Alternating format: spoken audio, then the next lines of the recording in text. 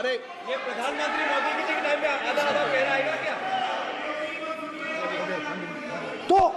तो अयोध्या ने राम भगवान की जन्मभूमि, प्लीज ब्रदर, राम भगवान की जन्मभूमि ने बीजेपी को मैसेज दिया, और ये आपके सामने मैसेज बैठे हुए हैं। मैंने इनसे पूछा, कल कॉफी पी, इनसे मैंने पूछा बताइए, मैंने पूछा कि बताइए ये हुआ क्या? बीजेपी ने राम मंदिर का इनॉग्रेशन किया, बोलने दीजिए, राम मंदिर का इनॉग्रेशन किया। अरे भाई आप हार गए, उसको सहन करिए। नाम बोलने की कोई जरूरत नहीं है, मैं भाषण दे रहा हूं, आप नहीं दे रहे हो। मुझे बोलना है जो बोलना है, मुझे नाम लेने की कोई जरूरत नहीं, मुझे जो बोलना है मैं बोलूंगा।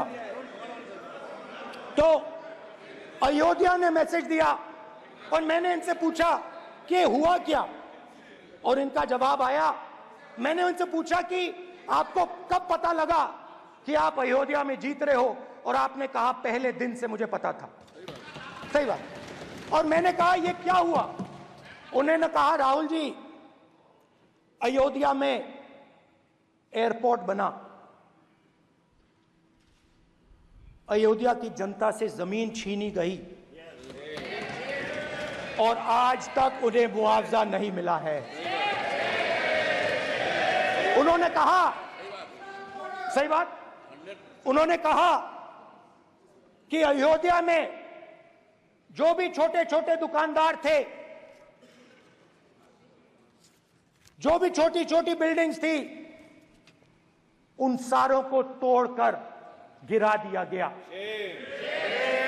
और उन लोगों को सड़क पर कर दिया गया।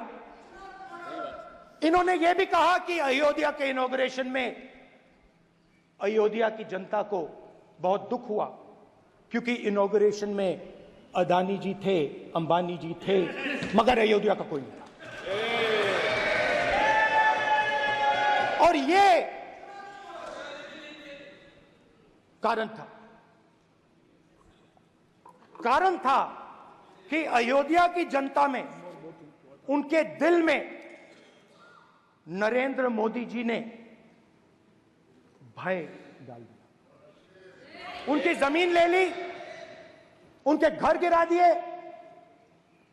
और फिर अयोध्या के गरीब लोगों को, किसानों को, मजदूरों को मंदिर के इनॉग्रेशन तक नहीं जाने दिया। मंदिर के इनॉग्रेशन छोड़ो, उसके बाहर भी नहीं जाने दिया। और इसीलिए अयोध्या की जनता ने सही मैसेज भेजा। अच्छा, इन्होंने मुझे एक और बात बोली, 3 बार इन्होंने कहा कि 3 बार नरेंद्र मोदी ने टेस्ट किया, 2 बार, क्या मैं अयोध्या से लड़ जाऊं? और सर्वेयर्स ने कहा अयोध्या में मत लड़ जाना, अयोध्या में मत लड़ जाना, अयोध्या की जनता हरा देगी। और इसीलिए प्रधानमंत्री वाराणसी गए और वहां बच के निकले।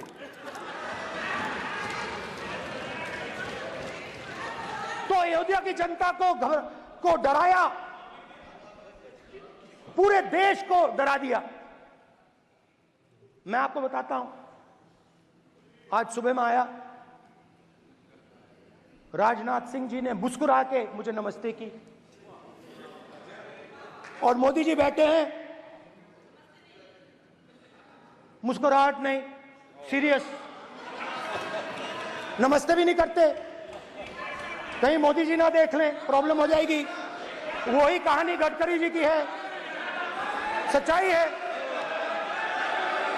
अरे भाई, अयोध्या की जनता को छोड़ो, ये तो बीजेपी वालों को डराते हैं।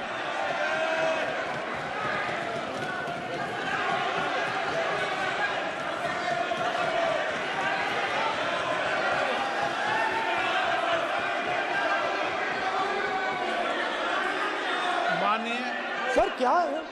माननीय एक मिनट माननीय प्रतिपक्ष के नेता एक मिनट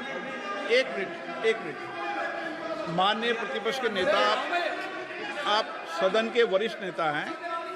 मेरा आपसे आग्रह है कि राष्ट्रपति अभिभाषण पर डिबेट हो रही है, इसकी गरिमा, राष्ट्रपति अभिभाषण की गरिमा रखे ना।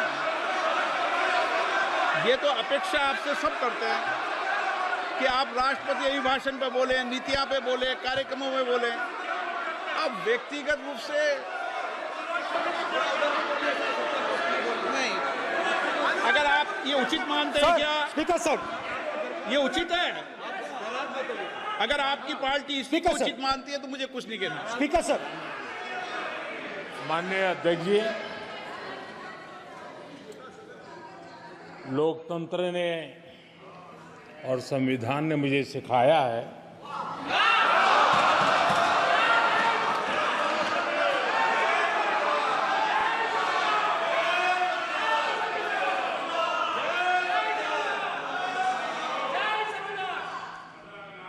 कि मुझे विपक्ष के नेता को गंभीरता से लेना चाहिए।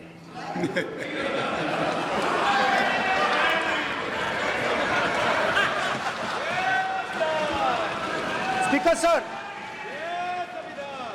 सर, आपने कहा कि डिबेट प्रेसिडेंट्स एड्रेस पे होनी चाहिए। ये जो मैंने किया है, अनुराग ठाकुर जी ने अयोध्या की बात की थी, अनुराग ठाकुर जी ने सनातन धर्म पर आक्रमण की बात की थी, इसीलिए मैंने ये किया है।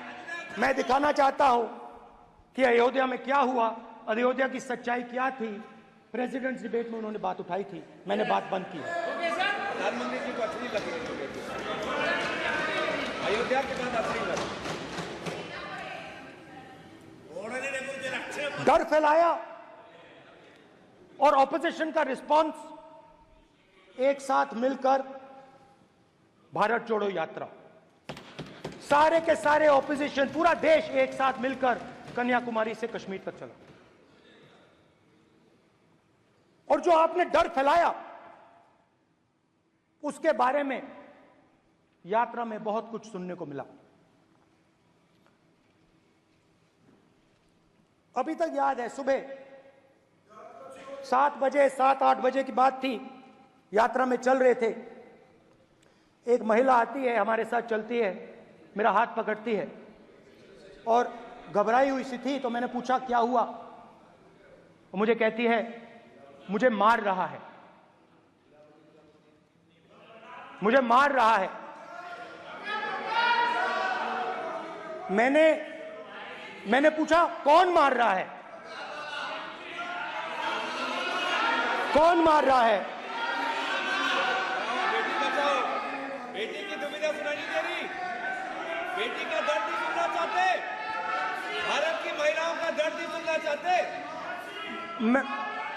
मैंने पूछा कौन मार रहा है, कहता है मेरा पति मार रहा है। मैंने कहा क्यों?